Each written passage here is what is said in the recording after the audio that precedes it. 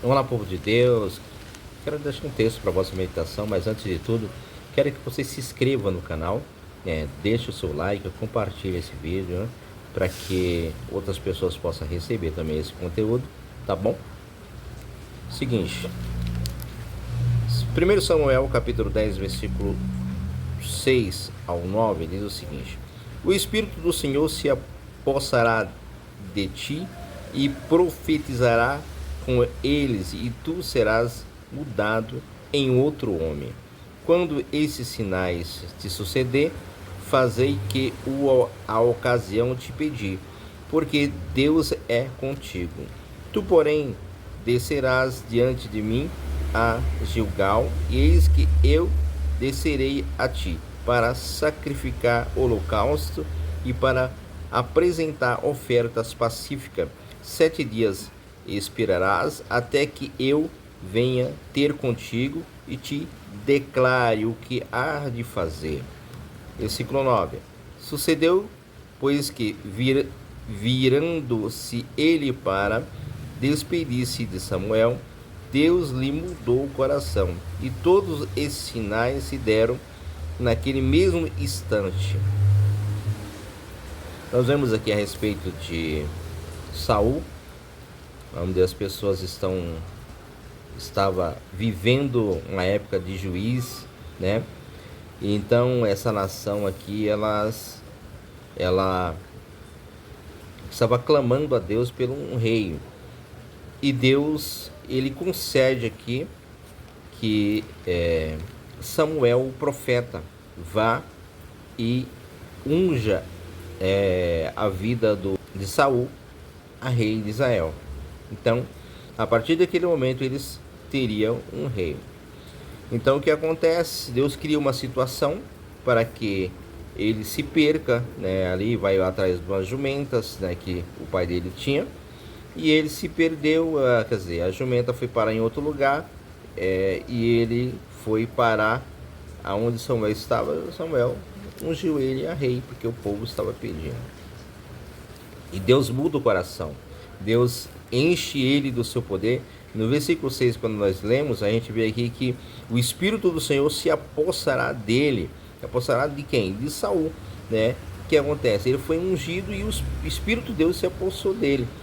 Então o que acontece? Ele tinha a unção de Deus, ele foi ungido, né, pelo profeta, pelo homem de Deus, e recebeu o Espírito de Deus. Então ele tinha a unção de Deus e a presença de Deus. Nós vimos no decorrer dos tempos que Samuel ele foi sendo ali o orientador da vida de Saul, né? Conforme a palavra nos diz ali, quando Saul precisava de alguma coisa, precisava ir uma guerra, precisava ver como é que estava, consultava o profeta Samuel. Então Saul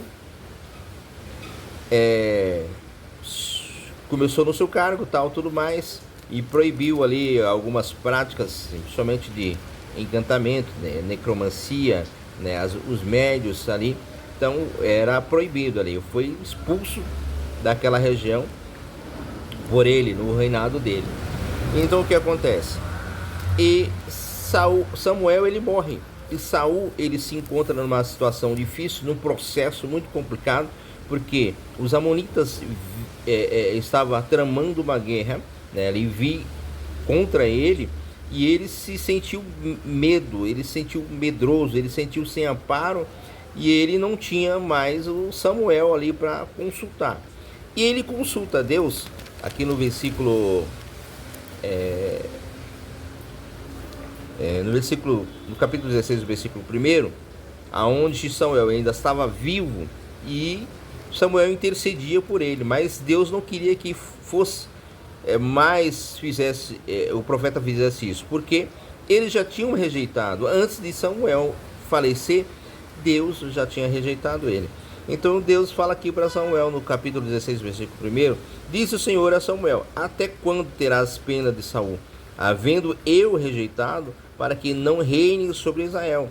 Enche um chifre de azeite e vem, enviai-te-ei a Jessé o belemita, porque dentre os seus filhos me provi de um rei. Entendeu? Então nós vemos aqui que Deus já tinha rejeitado Saul e tinha já escolhido um rei.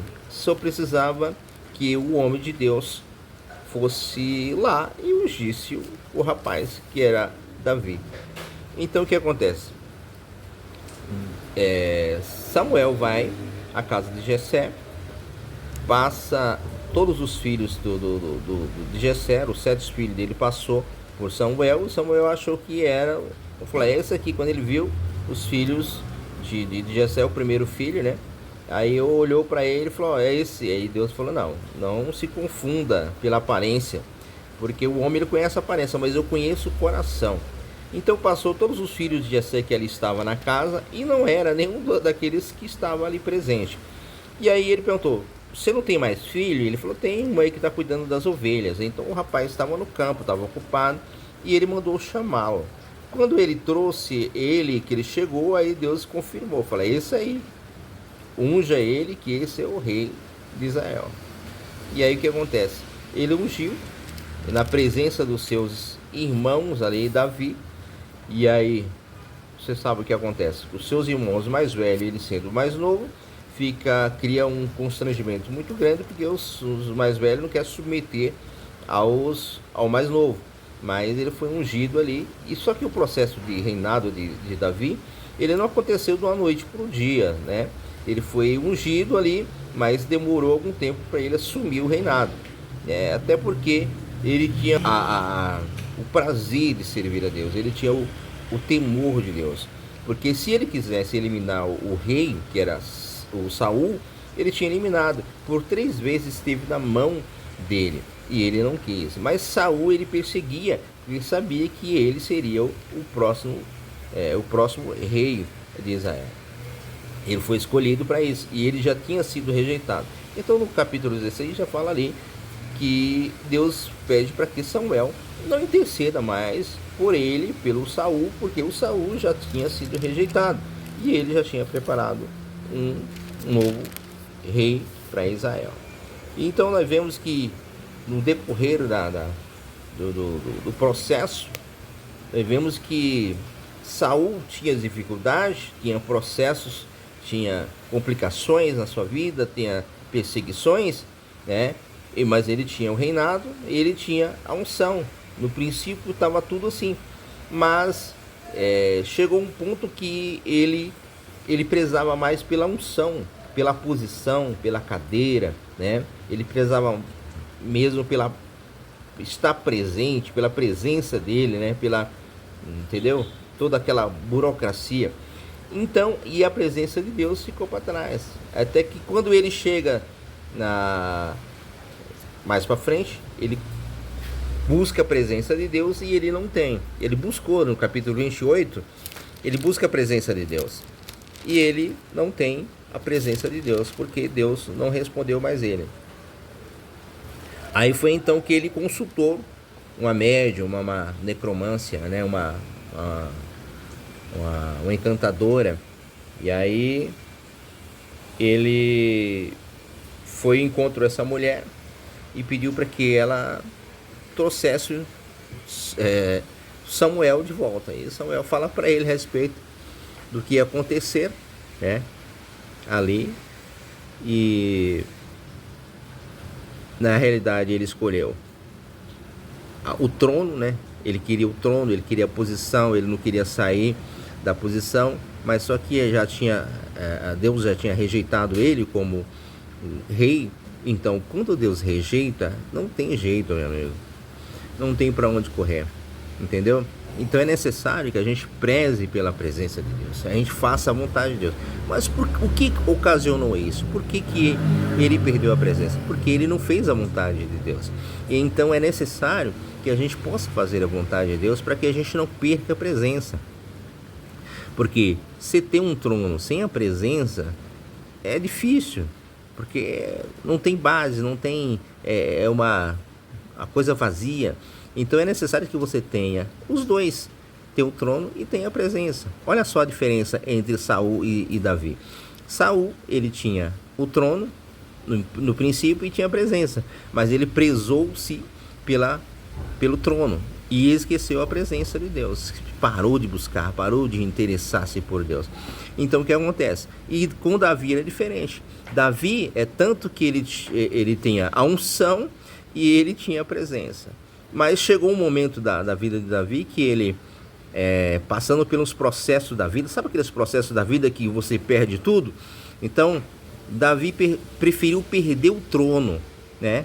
Davi, ele preferiu perder o trono, saiu do palácio, foi morar em cavernas, porque ele não quis abandonar a presença, entendeu?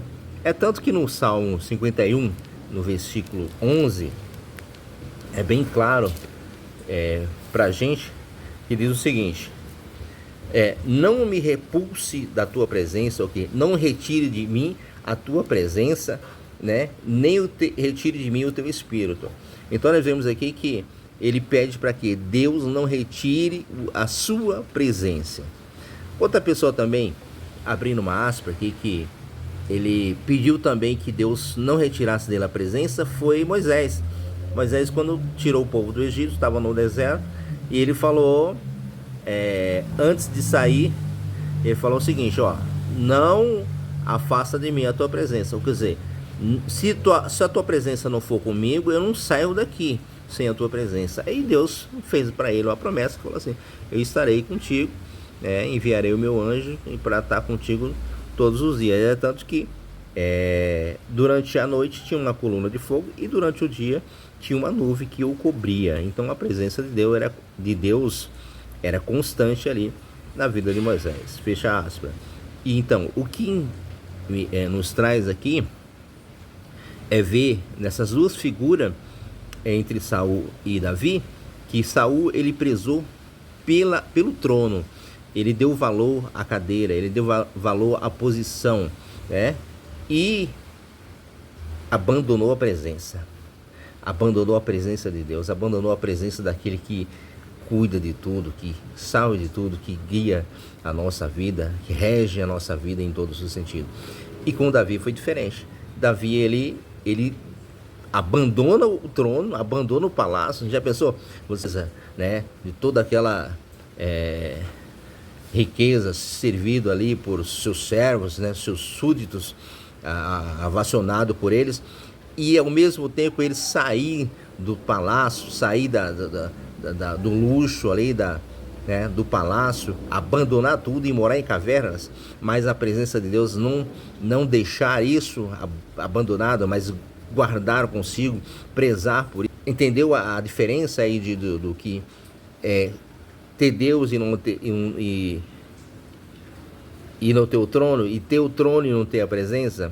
Olha a diferença, de quem tem Deus e quem tem Deus tem a presença, e quem tem um trono não tem a presença. Se você puder e tiver a oportunidade de ter o trono e a presença, é excelente, mas se você tiver que optar por uma, opta pela presença. É lógico, a presença de Deus, ela faz a diferença na vida de quem quer que seja. Então, não deixe a presença de Deus por nada, entendeu? Porque muitas coisas vão acontecer na nossa vida, no nosso dia a dia. Às vezes a gente perde esposa, perde filho, a gente perde a oportunidade de emprego, a gente perde a oportunidade de viajar, a gente perde a oportunidade, muitas oportunidades. Por quê? Por causa da presença de Deus. E com isso você vai ganhar, você não perde, você ganha, entendeu? Porque a presença de Deus, ela te valoriza, ela te coloca em patamar que você nem imagina, ela não te abandona, você não vai passar por privações, Deus vai estar sempre conosco, porque você preza pela presença, Você vai ser auxiliado em qualquer lugar que você estiver, Porque a presença de Deus, ela valoriza aqueles que o amam a Deus, que obedece a palavra de Deus. Então tem um texto, inclusive no Samuel, quer dizer, é melhor obedecer do que sacrificar. Porque assim, se quando você obedece a palavra de Deus, a presença automaticamente ela vem ao seu encontro, Mas quando você não obedece, aí essa presença ela não vem ao teu encontro. Então é necessário você ter a presença de Deus. Então em tudo que for fazer, tudo que você for projetar na sua vida, se você tem a presença de Deus, é essencial, é interessante, né? É prioridade na vida do cristão. Mas se você não tem a presença de Deus, não faça, não lute por nada, porque você pode até chegar em algum lugar, mas é com decepção. E às vezes a decepção ela vem para os dois lados, para aquele que tem a presença e para aquele que não tem a presença. Mas quem tem a presença vai sobressair, mas aquele que não tem a presença de Deus, ele não sobressai. Ele vai morrer nas decepções, nas percas, mas aquele que tem a presença, ele sobressai. Ele consegue dar a volta por cima, entendeu? Porque Deus é com ele, Deus é com aquela vida, Deus é com aquele homem, com aquela mulher, entendeu? Por isso que há uma diferença daqueles que servem a Deus e daqueles que não servem. Às vezes os dois estão no mesmo ambiente, dizem que são servos, porque a Bíblia diz assim, todo mundo é crente, até o diabo é crente, entendeu? Só que há aqueles que têm definição de cristão verdadeiros e aqueles que não são verdadeiros, né? Aqueles que são o joio e aqueles que são o trigo.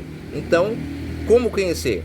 Se você tem a presença de Deus na sua vida, você vai conhecer quem é quem, entendeu? Então não deixe a presença de Deus por nada. Eu sei que muitos convites, muitas propostas, dinheiro, as pessoas hoje se vendem por qualquer coisa, né?